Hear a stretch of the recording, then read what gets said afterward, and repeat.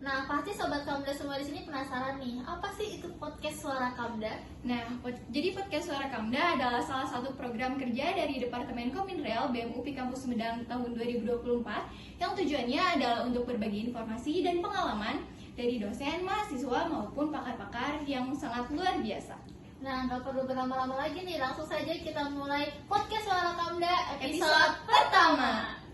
Sobat Kamda semua, di episode perdana ini kita kedatangan tamu yang hebat, keren, dan terkenal seantero UPI Kampus Sumedang. Wah, siapa lagi kalau bukan Gubernur BEM UPI Kampus Sumedang, yaitu Kang Abiyu. Halo Kang, gimana kabarnya nih? Alhamdulillah sehat. Oke, alhamdulillah ya Kang. Meskipun sudah banyak yang kenal dengan Kang Abiyu, boleh dong Kang kenalan lagi nih kepada sobat Kamda semuanya. Oke, nama saya Biu Kapila Haditrama. Saya biasa dipanggil Abi. Saya dari Cimanggung, Kabupaten Sumedang. Saat ini saya sedang menempuh pendidikan di Prodi PGSD Penjas dan saya sedang menjalani masa-masa tingkat akhir lah. Sekarang saya sedang menempuh semester 7. Oke, kalau boleh tahu nih Kang, P3K-nya itu di mana ya Kang? Sekarang saya sedang menjalani P3K di SDN Cikahuripan. Oh, di mana itu Kang? SDN Cikahuripan itu di Kecamatan Cimanggung. Oh, di satu domisili ya Ya. berarti. Oke, berarti ya sekarang kita langsung masuk ke topik yang organisasinya. Menurut Kang Abiyu nih, apa sih makna organisasi dan tupoksi dari BEM itu sendiri?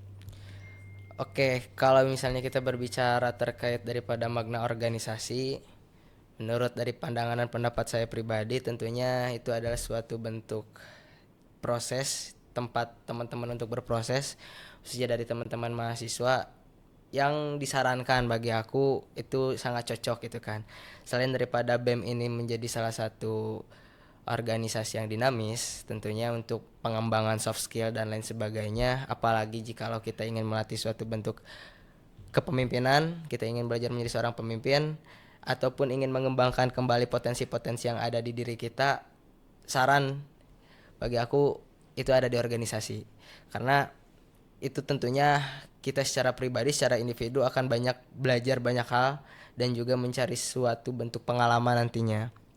Pun kalau misalnya secara struktural daripada BEM itu sendiri, ini menjadi suatu faktor yang penting juga di tingkatan universitas. Karena BEM itu sendiri merupakan ibarat lidah penyambung mahasiswa yang menjadi tempat untuk mereka mengaspirasikan terkait kebijakan-kebijakan yang dibuat atau yang diputuskan oleh lembaga seperti itu. Wah, banyak sekali ya Kang manfaat join organisasi BEM gitu ya. Untuk struktur organisasi di BEM itu ada apa saja sih Kang? Kalau secara struktural di BEM itu mulai dari gubernur, wakil gubernur, sekretaris umum 1 2, bendahara umum 1 2, terus ada kepala bidang pemberdayaan mahasiswa, kepala bidang pengembangan mahasiswa, dan juga beberapa dari departemen itu sendiri, yang diantaranya itu adalah Departemen Pengembangan Sumber Daya Mahasiswa atau PSDM, Departemen Kominrel, Departemen Kesejahteraan, Departemen Minat dan Bakat, Departemen Parekraf, dan juga Departemen Pergerakan. Oke, kalau boleh tahu nih Kang, apa sih alasan terbesar Kang Abiyu memutuskan untuk mencalonkan diri sebagai Gubernur BEM? Kalau misalnya kita berbicara secara historis gitu ya, secara kenapa pada akhirnya saya pribadi ingin mencalonkan menjadi Ketua BEM, tentunya ini adalah suatu panggilan yang dimana itu menjadi suatu bentuk kesempatan dan juga pengalaman. Karena pada akhirnya selain secara diri saya pribadi untuk mengembangkan kepemimpinan yang saya miliki dari buah proses yang sudah saya alami, tentunya itu kita membantu teman-teman daripada mahasiswa itu sendiri. Karena pada akhirnya ketika halnya dari saya pribadi mampu, kenapa untuk tidak melakukan hal tersebut? Karena jikalau pengalaman ataupun keinginan hati tidak kita ikuti, secara sederhananya yang dikhawatirkan ke depan hari itu adalah penyesalan 10 tahun ke depan.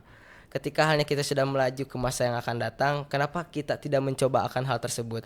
Maka daripada itu, kesempatan demi kesempatan ataupun ruang-ruang untuk memaksimalkan akan hal tersebut, saya untuk memberanikan mencalonkan diri menjadi gubernur BEM dengan segala bentuk resikonya, dengan segala bentuk konsekuensi logisnya.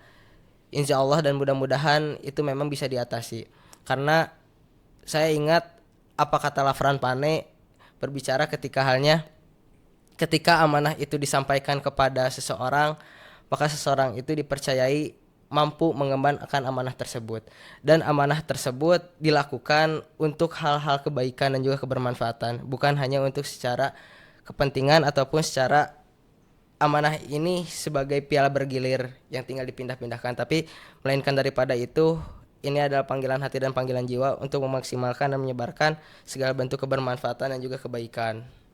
Wah, Masya Allah sekali ya, berarti dari hati ya Kang. Iya, berarti keinginan diri sendiri. Iya, keinginan dari diri sendiri untuk mewujudkan cita-cita bersama. Bersama. Oke, tentunya ya Kang, dalam sebuah organisasi ini pasti ada tantangannya gitu. Nah, tantangan apa yang Kang Abiyu hadapi saat mulai aktif di BEM dan bagaimana cara untuk mengatasinya Kang? Kalau secara tantangan dari saya pribadi ketika awal kala menjalani suatu kepengurusan, tentunya kalau misalnya kita ngelihat dari BEM itu kan orang-orangnya dari tiap prodi yang berbeda-beda gitu kan. Ada yang dari S1 keperawatan, Himanguni atau PGSD, HP Penjas ataupun dari Hima Inpar. Nah, berbeda halnya ketika kita misalnya di himpunan, kita sudah mengenal orang-orang yang ada di dalamnya itu seperti apa. Kita secara tidak langsung mengenalilah karakteristiknya gitu kan. Tapi kalau misalnya secara kita di BEM dengan karakteristik yang berbeda-beda dari berbagai prodi yang berbeda-beda juga, tentunya ya tantangannya kayak kita ingin menjalankan suatu hal-hal yang memang sudah direncanakan atau ingin berbicara pun juga ingin berinteraksi kan masih ada rasa canggung. Nah, seperti itu mungkin tantangan secara dari internal gitu kan. Kalau tantangan secara eksternal itu seperti halnya kita ada intervensi, kritik dan saran, kritik ataupun hal-hal yang memang tidak kita inginkan gitu kan. Tapi tidak lain dan tidak bukan, tantangan bagiku itu adalah suatu bentuk hal yang biasa-biasa aja. Karena pada dasarnya juga kita secara pribadi, secara individu tidak dapat menyenangkan semua orang gitu kan. Betul. Tapi yang semaksimalnya yang bisa kita ikhtiarkan yaitu adalah berusaha untuk memberikan yang terbaik. Nah, ketika halnya problem itu hadir, mungkin langkah solutif ataupun langkah solutif gitu kan, kita melakukan ataupun saya melakukan ya kunjungan-kunjungan atau bisa disebut dengan ruang titik temu. Karena setidaknya kita mendengarkan apa yang mereka sampaikan gitu kan. Dan tidak lain dan tidak bukan juga bukannya kita ketika ada halnya suatu permasalahan tersebut kita malah menghindar gitu kan ya. Tapi ketika memang ada secara memang dinamika yang hadir di internal pun di eksternal, ya kita melakukan ruang titik temu untuk dialog bersama. Ada apa gitu sebetulnya yang mungkin mudah-mudahan bisa saling sama-sama membangun dan juga sama-sama support.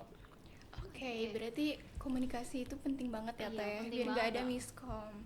Oke, selama memimpin BEM pasti ada momen yang nggak terlupakan. Kalau boleh tahu, apa sih Kang momen yang paling berkesan buat Kang Abiyu?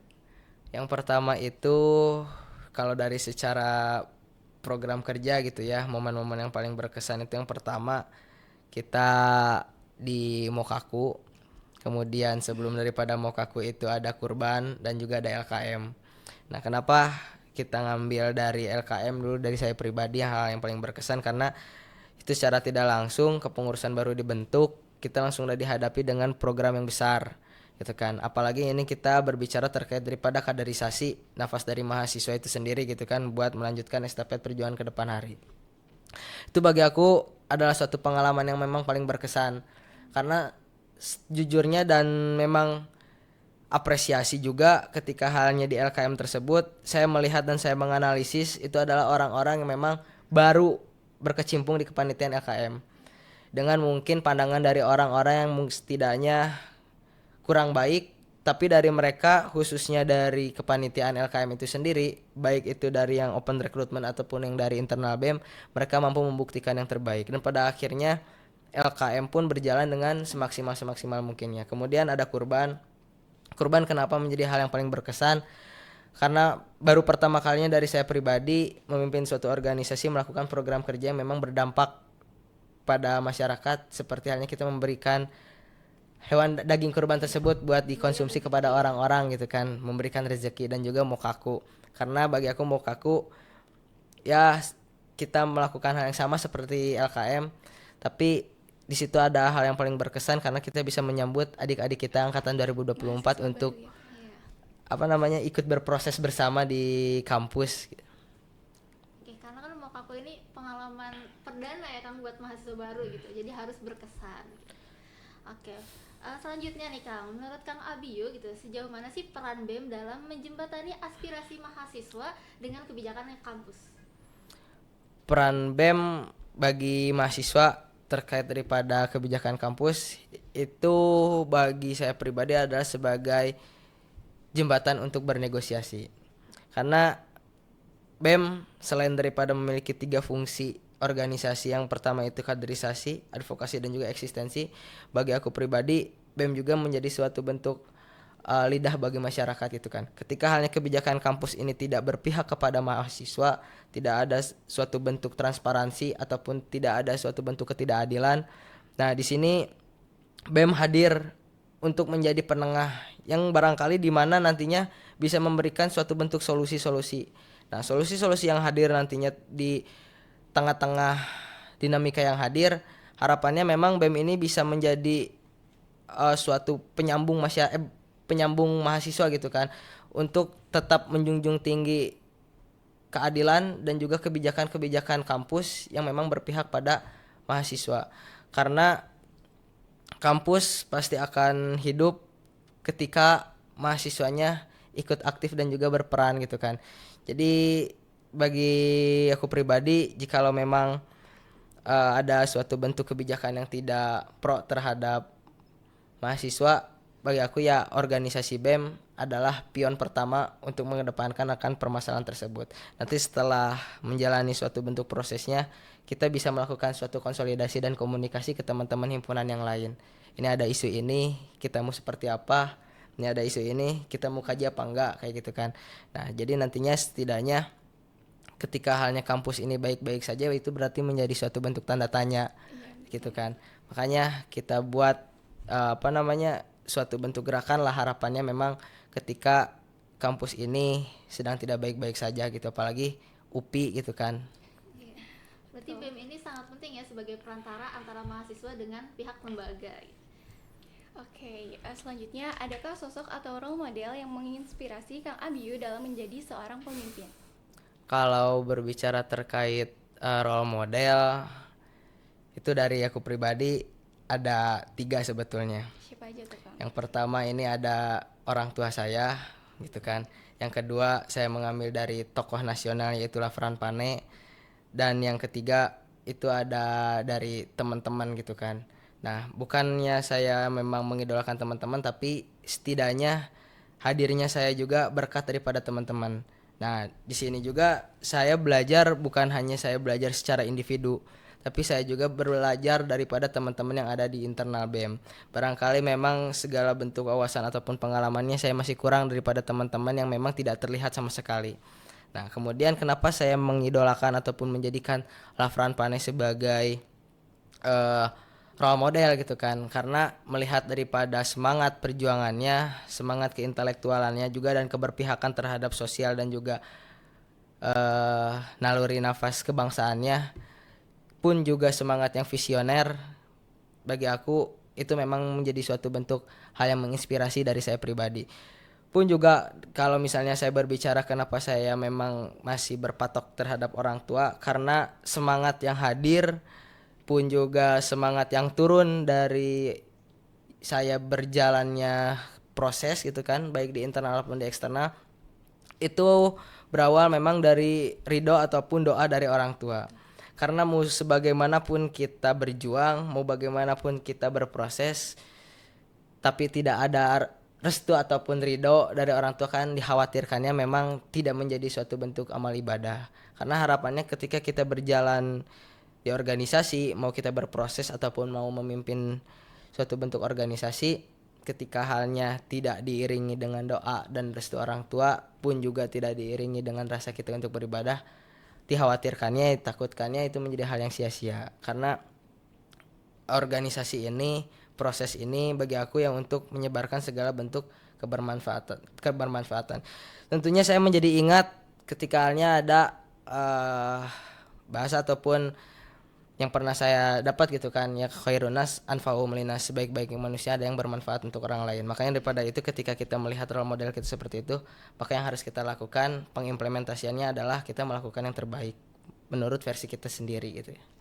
Iya betul sekali, setuju sekali. Oke, ngomong-ngomong tentang harapan nih Kang, apa harapan dari Kang Abiyu untuk BEM di masa yang akan datang? Harapan dari saya pribadi untuk kepengurusan yang akan melanjutkan yaitu pertama ya lanjutkan segala bentuk perjuangan, kita bisa melanjutkan hal-hal yang baik dan kita bisa meng-cut hal-hal yang memang kurang baik. Karena ketika ada hal yang baik, kenapa kita tidak sustain untuk melanjutkan hal yang baik tersebut? Ketika memang ada hal yang kurang baik pun juga kita teruskan, kan dikhawatirkannya kurang berimpact gitu kan. Mungkin besar harapan teman-teman mahasiswa ketika halnya ingin melanjutkan ke depan hari organisasi ini, baik buruknya ataupun kencang derasnya badai yang ada, kita bisa melihat kekurangan-kekurangan tersebut untuk menjadi suatu bentuk perbaikan. Karena kalau misalnya kita ingin mengapluskan organisasi, bagi aku nanti bumbu-bumbu dinamika yang hadirnya pasti akan kurang. Karena di organisasi pun tidak lepas dari yang namanya problematika gitu kan. Cuman bagaimana sikap pendewasaan kita, bagaimana kita menyikapinya, mudah-mudahan kita bisa bersikap sebagaimana mestinya seorang mahasiswa gitu kan. Jadi besar harapan untuk kepengurusan yang tahun depan bisa melanjutkan yang baiknya dan bisa mengurangi yang buruknya. Karena dari tiap-tiap kepengurusan yang hadir tentunya mempunyai plus dan minusnya itu sendiri. Plus minusnya saya ada di mana, silahkan untuk dilanjutkan ke depan hari untuk meningkatkan kualitas organisasi dan juga BEM ke depan hari untuk agar tetap hidup gitu kan. Mungkin segitu. Oke, berarti ambil baiknya, Iya, buang buang buruknya. Oke, mungkin terakhir ya Teh. Ya, selanjutnya buat mahasiswa yang pengen aktif di organisasi tapi masih bingung nih Kang, buat posisi dan divisi yang cocok itu buat dia apa gitu. Ada tips nggak dari Akang buat mereka tuh lebih percaya diri dan menemukan peran yang pas? Oke. Kalau saran dari saya gitu ya, kita ya berproses aja dulu, kita coba aja dulu. Gimana nantinya mah ya udah gimana nanti, yang penting kita sudah berani untuk mencoba. Karena yang pasti pertama keluar itu kamu apakah udah mencoba apa belum. Jangan sampai rasa pesimisme itu hadir. Nah, bagi teman-teman mahasiswa yang memang ingin berkecimpung di organisasi manapun, mau itu di BEM, himpunan ataupun di UKM, ya teman-temannya itu sendiri harus mempunyai jiwa yang optimis. Kita ingin ikut karena kita ingin belajar, kita pengen ikut karena kita ingin berproses. Kalau misalnya kita berbicara saya belum dapat nih posisi yang pas, potensi saya ada di mana, ya maka daripada itu kita coba, siapa tahu pilihan kamu yang itu memang menemukan potensi ataupun celah-celah yang memang sedang kamu cari seperti itu kan. Mungkin kalau misalnya saya belajar dari pengalaman pertama kali saya mencoba untuk berkecimpung di organisasi itu memang dari himpunan terlebih dahulu. Saya langsung itu waktu itu nyoba buat masuk ke bagian kaderisasi, tapi saya juga daftar ke bagian kominfo gitu kan. Secara skill juga gak bisa untuk ngedit, tapi kan seiring berjalannya waktu kita belajar, kita sharing dan kita mencari pengalaman, akhirnya bisa.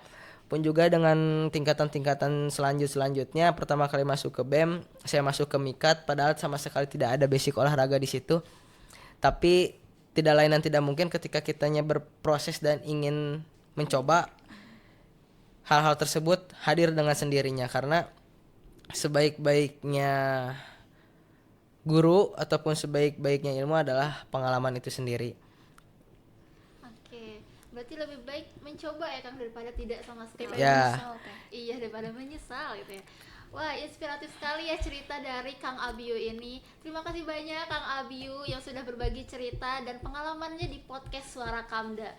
Semoga cerita dari Kang Abiyu ini bisa menjadi motivasi untuk teman-teman semua. Oke, benar banget Teh. Nah, jangan lupa buat Sobat Kamda yang mau tahu lebih lanjut, bisa langsung aja follow media sosial BEM di @BEMUPI Sumedang. Oke, sebelum ditutup ada pantun terlebih dahulu nih.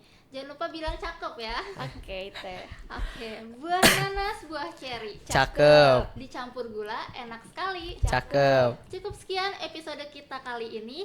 Sampai jumpa di lain hari. Mari kan kita tutup bersama episode hari ini. Wabillahi taufiq Taufiq wal wal hidayah. hidayah. Wassalamualaikum warahmatullahi wabarakatuh. Sampai bertemu kembali.